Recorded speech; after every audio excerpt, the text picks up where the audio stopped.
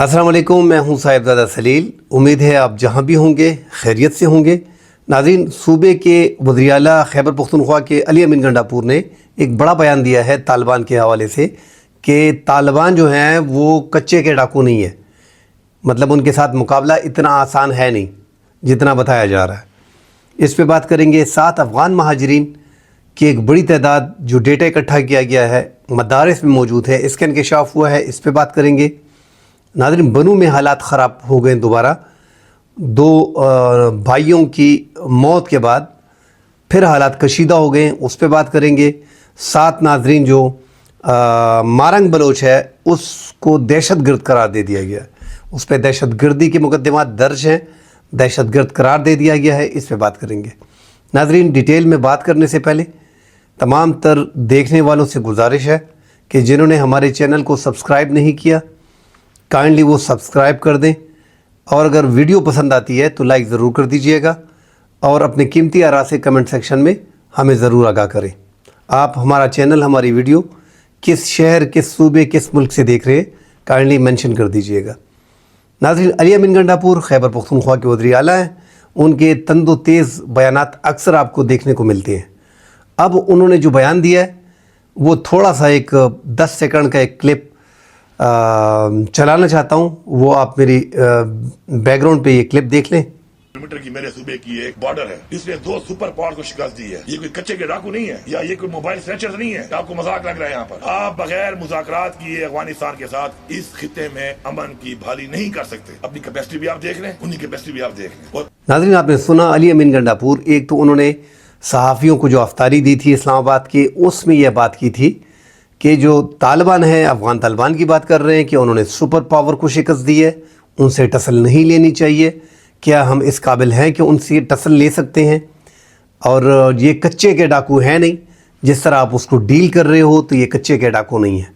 नाज़रीन, इसमें अली अमीन गंडापुर की बातों में, क्योंकि वो एक ऐसे सूबे से ताल्लुक़ रख रहे हैं जहाँ पर शिद्दत पसंदी, दहशतगर्दी जो है वो इंतहा को है, तो खैबर पख्तूनख्वा और पंजाब और सिंध का कंपैरिजन नहीं किया जा सकता।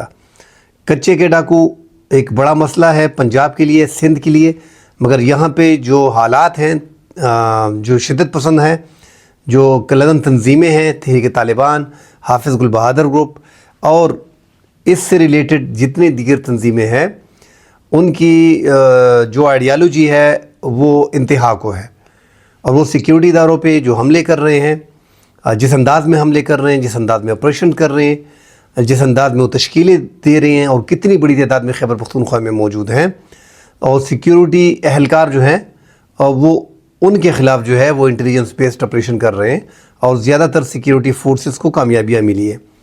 उनके पास, नाज़रीन, तहरीक तालिबान के पास इस टाइम पर जो असलहा मौजूद है वो स्नाइपर्स गन जो हैं वो 1-8 किलोमीटर से जो है वो सिक्योरिटी फोर्सेस को निशाना बनाते हैं।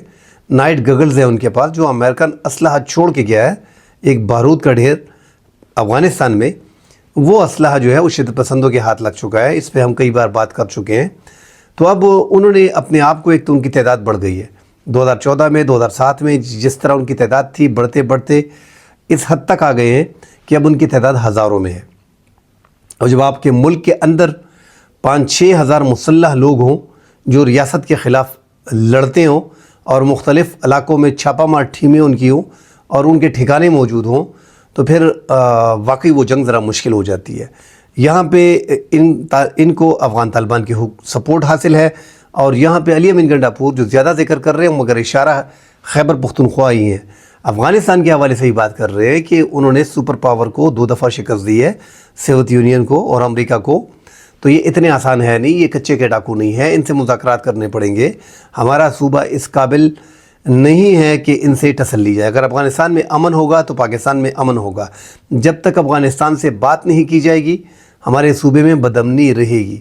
मगर यहाँ पे खैबर पख्तूनख्वा के चीफ़ एग्जेक्टिव को जो बयान था, जो उसकी प्रेस टॉक थी, वो इंतहाई अहम थी। उनका जो कंक्लूजन पे आता हूँ, उनका मकसद ये था कि अफ़गानिस्तान से बैठ के बात की जाए। जब तक अफ़गानिस्तान से बात नहीं करेंगे खैबर पख्तूनख्वा में अमन लाना मुश्किल है। दूसरा, नाज़रीन, जो मदारिस के हवाले से अफ़गान महाजरीन, जैसा कि हम सब जानते हैं कि अफ़गान महाजरीन को ٹائم دیا گیا ہے اے سی سی کارڈ والوں کو اور پی او آر کارڈ والوں کو. 31 مارچ کی ڈیڈ لائن دی گئی ہے اے سی سی کارڈ والوں کو جن کے پاس افغان سٹیزن کارڈ ہے اور جو غیر قانونی ہے. اور یہ جو افغان سٹیزن کارڈ جن کے پاس ہے یہ بھی غیر قانونی 31 مارچ کے بعد چند دن بعد 6-7 دن بعد یہ بھی غیر قانونی تصور ہوں گے. پی او آر کارڈ والے 1.4 ملین ہے اور سرکار کے ڈیٹا کے مطابق یہ 8,75,76,000 اے سی سی کارڈ والے اور غیر قانونی 5 سے 6 لاکھ ہیں. تو یہ تو 31 مارچ کو غیر قانونی سارے ہو جائیں گے. پی او آر کارڈ والے 30 جون کے بعد غیر قانونی تصور ہوں گے. تمام تر افغان مہاجرین کو پاکستان ملک سے بے دخل کرنے لگا ہے. ان کو ٹائم دے دیا گیا ہے کہ اس ٹائم پیریڈ کے دوران آپ اپنے ملک واپس چلے جائیں اور ان کا خیال رکھا جائے گا. ان کو کھانے پینے کی اشیاء، خوراک کی اشیاء، طبی امداد جو سہولیات ہوں گی زبردستی کسی کو نہیں نکالا جائے گا اس پیریڈ کے دوران 31 مارچ اور جون کے مابین پی او آر کارڈ والوں کو اور اے سی سی کارڈ والوں کے. اس کے بعد ان کے خلاف کریک ڈاؤن اور چھاپے شروع کر دیے جائیں گے.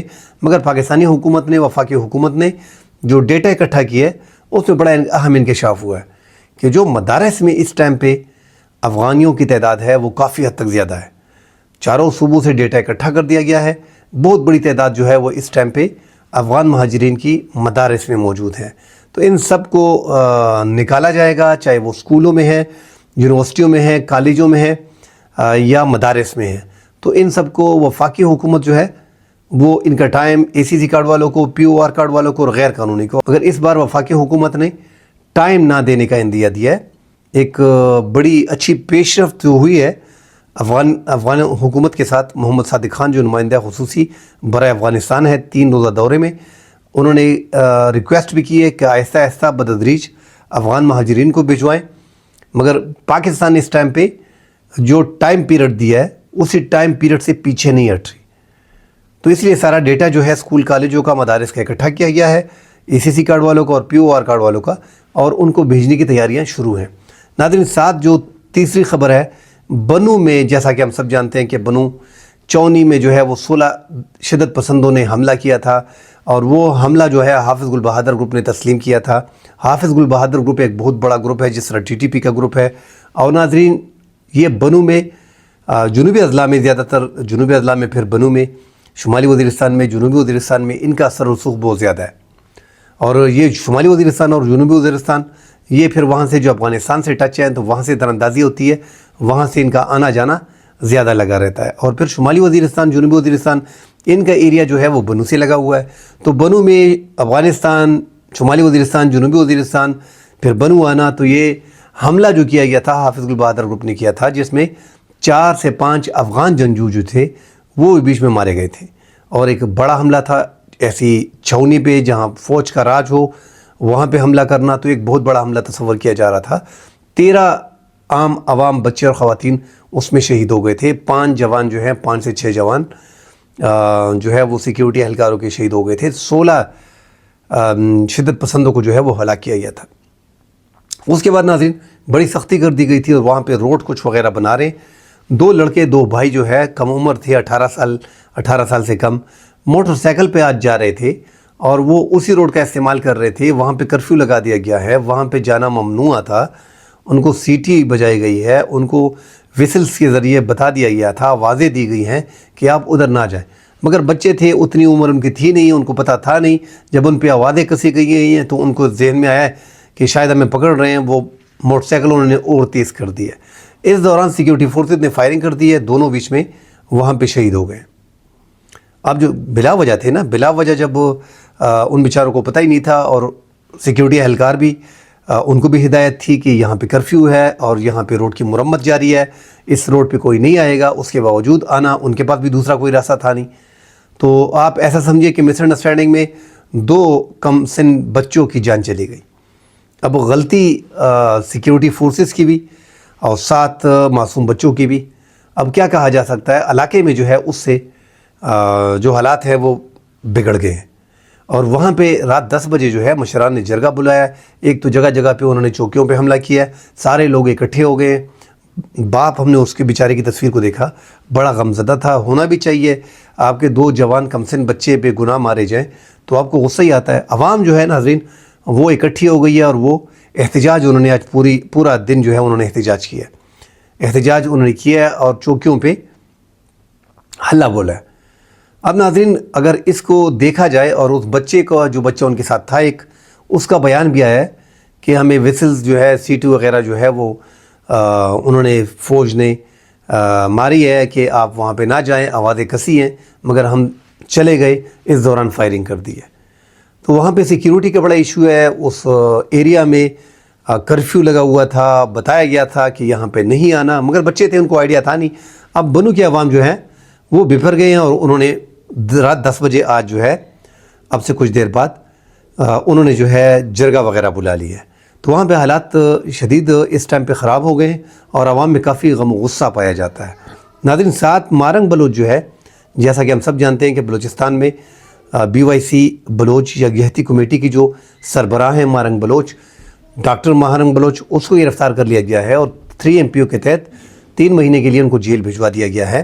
ساتھ ہی ان پہ 16 پرچے درج کر دیے گئے ہیں جس میں دہشت گردی کی دفعات بھی شامل ہیں، تو انہیں ایک قسم کا دہشت گرد قرار دے دیا گیا ہے۔ مارنگ بلوچ جو مسنگ پرسنس کے حوالے سے کافی فیمس ہوئے ہیں اور لاکھوں لوگ جو ہے اس کو بلوچستان میں اور ملک کے دیگر شہروں میں جو ہے اس کو فالو کرتی ہیں۔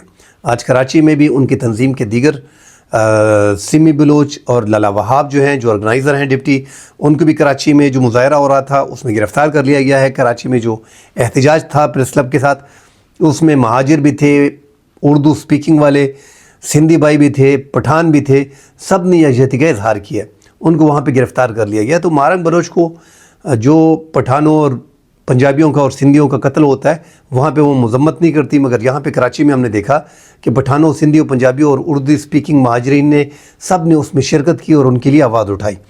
اب جو رہنما ہیں ان کی گرفتار کیے جا رہے ہیں اور انہوں نے ناظرین جو سب سے مارنگ بلوچ کا جو سب سے بڑا ایشو اس ٹائم پہ آ رہا ہے تو وہ BLA، چونکہ اس کے والد صاحب جو ہیں وہ عبدالغفار جو ہیں لانگو، وہ رہے ہیں BLA کے ساتھ۔ اب جب وہ BLA کے ساتھ رہے ہیں، وابڈا کے ملازم تھے، اس وجہ سے جو ہے وہ ڈاکٹر مارنگ بلوچ جو ہے وہ BLA کے خلاف جو ہے وہ آواز نہیں اٹھاتی۔ حالانکہ بلوچستان جو BLA ہے انہوں نے ریاست کے خلاف جو ہے وہ بندوق اٹھا لی ہے، اپنی آرمی بنا دی ہے، بلوچ لبریشن آرمی۔ اس کے بعد وہ مکمل طور پہ دہشت گرد ہو گئے ہیں، ان کے خلاف آپریشن ہونا چاہیے، ان کے خلاف کارروائی ہونی چاہیے۔ یہ آواز جو ہے مارنگ بلوچ نہیں بولتی، نہ ہی ان کی مذمت کرتی ہے، نہ ہی ٹرین حملے میں جو شہید ہوئے ہیں سیکیورٹی اہلکار، عام لوگ، ان کے لیے مارنگ بلوچ نے اپنے ہی صوبے میں آواز نہیں اٹھائی، نہ ہی اس کی مذمت کی، نہ ہی آج تک ہم نے دیکھا کہ BLA کے جتنے بھی حملے ہوئے ہیں ان کی مذمت کرتی ہے، نہ ہی پنجابیوں سندھیوں کے جو قتل ہوتے ہیں ان کی وہاں پہ مذمت کرتی ہیں۔ تو ایسا لگ رہا ہے کہ ایک طرف بلوچ لبریشن آرمی جو ہے دہشت گردی صوبے میں کر رہی ہے، ساتھ مارنگ بلوچ جو ہے وہ کسی نہ کسی حد تک سپورٹ دے رہی ہے۔ سامنے جمہوریت ہے اس کی، ان کے جو لاپتہ افراد کے حوالے سے وہ بڑی بھاگ دوڑ کر رہی تھی۔ اسلام آباد بھی آئی، مریم نواز جو اس ٹائم پہ اپوزیشن میں تھی انہوں نے بھی اس کے اجلاس میں شرکت کی۔ اس بار عمران خان نے آواز دی ہے کہ مارنگ بلوچ کو ساتھ شامل کر لو۔ تو پاکستان ایک خطرناک موڑ پہ کھڑا ہے جہاں پہ جمہوری قوتیں جو ہیں وہ ریاست کی جو نامزد کردہ، اب جیسے مارنگ بلوچ ہے ریاست نے نامزد کر دی ہے، ان کے خلاف مقدمات درج کر دیے گئے ہیں، ان کے ساتھ وہ کھڑے ہو گئے۔ اس سے پہلے ہم نے مریم نواز کو دیکھا تھا، مسلم یونین کو، جب وہ اپوزیشن میں تھی تو وہ کھڑی ہو گئی تھی اسلام آباد میں ان دھرنے کے ساتھ۔ اس طرح منظور پشتین جو PTM کے ہیں وہ مارنگ بلوچ کے ساتھ شانہ بشانہ کھڑے ہیں، دیگر جماعتیں ان کے ساتھ شانہ بشانہ کھڑی ہے، اور یہ کہا جا رہا ہے کہ وہ لاکھوں لوگوں کو نکال سکتی ہے، بلوچستان میں سب سے بڑا جلسہ وہ کر سکتی ہیں۔ وہ ڈاکٹر بنی، کیسی بنی کیسے نہیں بنی اس ڈیٹیل میں نہیں جانا چاہ رہا، مگر جو بلوچستان کی محرومیہ ہے ان کے لیے ایک تو ہمارے وہاں پہ سردار جتنے بھی ہیں انہوں نے اب تک جتنے بھی بلوچستان میں حکومتیں بنی ہیں تو وہاں پہ جمہوری حکومت تو بنی نہیں ہے، ان کو تو بٹھایا گیا ہے۔ اب جن کو بٹھایا گیا ہے وہ عوامی نمائندے ہیں نہیں، تو اب جو عوامی نمائندے ہیں وہ باہر ہیں، اس لیے میرے خیال میں حالات کنٹرول نہیں ہو پا رہی، اور جتنی بھی نوکریاں ہوتی ہیں، جتنے بھی فنڈ ہوتے ہیں، زیادہ تر وہاں پہ غبن ہوتا ہے۔ کروڑوں کروڑوں روپے جو ہے وہ دیے جاتے ہیں، کروڑوں کروڑوں روپے جو ہے وہ سمگلنگ کے وہاں پہ آتے ہیں، فنڈ جو ہے وہ سارے کھائے جاتے ہیں۔ وہاں پہ کوئی زیادہ انفراسٹرکچر کی کوئی زیادہ ہوئی نہیں ہے، نہ ہی وہاں پہ کوئی تعلیم کے بڑے جو ہے وہ مراکز قائم کیے گئے ہیں، نہ ہی وہاں پہ معدنیات اتنی زیادہ ہیں اس کے لیے کوئی کوشش کی گئی ہے۔ گوادر میں جو احساس محرومی ہے کہ وہاں کے مچھروں کو جو ہے حقوق نہیں مل رہے. تو یہ ساری چیزیں ناظرین یہ ہمیں تباہی کی طرف لے کے جا رہی ہے. ہماری ریاست کو بھی چاہیے کہ وہاں پہ کوئٹہ میں بلوچستان میں ایک بڑا جیسا کہ ہم کہتے ہیں کہ 75% اللہ نہ کرے اگر کوئی مسئلہ آتا ہے بلوچستان کے ساتھ جو انڈیا، ایران، دیگر عالمی قوتیں جو ہیں وہ اس ٹائم پہ انٹرسٹڈ ہیں کہ بلوچستان الگ ہو جائے. تو بلوچستان تو پاکستان جو ہے جس انداز میں لڑ رہا ہے تو یہ چوتھا پانچواں آپریشن ہے. اس سے پہلے بھی کئی آپریشن ہو چکے ہیں. اگر پاکستان آگے ابھی تک آپریشن شروع نہیں کیا، 2005 کا آخری آپریشن تھا پاکستان بننے کے بعد، 1947 کے بعد 1948 میں ہی آپریشن کیا گیا، 73 میں آپریشن کیا گیا، 58 میں آپریشن کیا گیا، 62 میں آپریشن کیا گیا اور یہ 2005 میں آپریشن کیا گیا. اس بار بھی ایک مکمل آپریشن کرنا چاہیے BLA کے خلاف، کیونکہ انہوں نے اپنی آرمی بنا دی ہے اور وہ باقاعدہ سیکیورٹی فورسز پہ حملے کر رہے ہیں. اور اب کہا جا رہا ہے کہ 6-7 ایسے ڈسٹرکٹ ہیں جو ریاست کے کنٹرول میں نہیں ہے. اس طرح مولانا فضل الرحمان صاحب اور PTI کے اہلکار جو ہے وہ اوپنلی، PTI کے سیاسی رہنما ہیں، وہ اوپنلی کہتے ہیں جیسے اپوزیشن لیڈر بڑا ہوتا ہے، ملک کا بڑا اہم وزیر اعظم کے بعد بڑا ذمہ دار آدمی ہوتا ہے، وہ کہہ رہا ہے عمر ایوب کہ 6-7 ضلعوں میں حکومت کی ریٹ نہیں ہے. اور ساتھ اس طرح مولانا فضل الرحمان صاحب ایک بڑی جماعت کے جمعیت علماء اسلام ایک سینئر پولیٹیشین ہیں، ان کے سربراہ ہیں، ان کا کہنا ہے کہ حکومت کی ریٹ بلوچستان میں ختم ہو گئی ہے. تو ریٹ کو بحال کرنا پڑے گا، وہاں پہ فوری آپریشن کی ضرورت ہے. ہم یہ نہیں کہہ رہے کہ مارنگ بلوچ وغیرہ، ہم شک کر رہے ہیں کہ مارنگ بلوچ ان کو سپورٹ کر رہی ہے، جیسا کہ ٹرین کے واقعے میں لاشیں مانگ رہی ہے 34 اہلکار کی جن کو فوجوں نے دہشت گرد قرار دے دیا ہے. دہشت گردی میں وہ مارے گئے ہیں، جنہوں نے ٹرین کو ہائی جیک کیا تھا ان کو مار دیا گیا ہے، سیکیورٹی فورسز نے مارا. ان کی لاشیں جو ہیں وہ مارنگ بلوچ مانگ رہی ہے، ان کی شناخت مانگ رہی ہے. تو یہ چیزیں پھر وہاں پہ جو سیکیورٹی اہلکار شہید ہوئے ہیں ان کی BLA کی مذمت نہ کرنا اور یہاں پہ دہشت گردوں کی لاشیں مانگنا، یہ ہم شک کر رہے ہیں کہ یہ ان کو سپورٹ کر رہی ہے. کھلے عام سامنے آئی نہیں ہے مگر ان کی مذمت نہیں کر رہی، اور سیکیورٹی فورسز پہ جو حملے ہوتے ہیں اس کی بھی مذمت نہیں کرتی. تو سیکیورٹی فورسز کو باقاعدہ جو ہے اب بلوچستان میں آپریشن کرنا پڑے گا. بلوچستان میں BLA کے خلاف جنہوں نے آرمی بنائی ہے ان کے خلاف باقاعدہ آپریشن کرنا پڑے گا. پہاڑوں میں آپریشن کرنا پڑے گا. پاکستانی فورسز پہاڑی علاقوں میں ایکسپرٹ ہے، قبائل میں، ٹرائبل میں، افغانستان میں، ہر جگہ پہ پاکستان کی فورس جو ہے وہ لڑ چکی ہے. تو اب یہی موقع ہے کہ BLA کو مکمل طور پہ، کیونکہ انہوں نے ریاست کے خلاف بندوق اٹھائی ہے، جو قومی دھارے میں شامل ہونا چاہتے ہیں وہ آئیں، جو نہیں آنا چاہتے ان کے خلاف باقاعدہ آپریشن ہونا چاہیے. کل انشاءاللہ اگلے پروگرام میں حاضر ہوں گے. فی الحال کے لیے اجازت دیجیے. اللہ حافظ.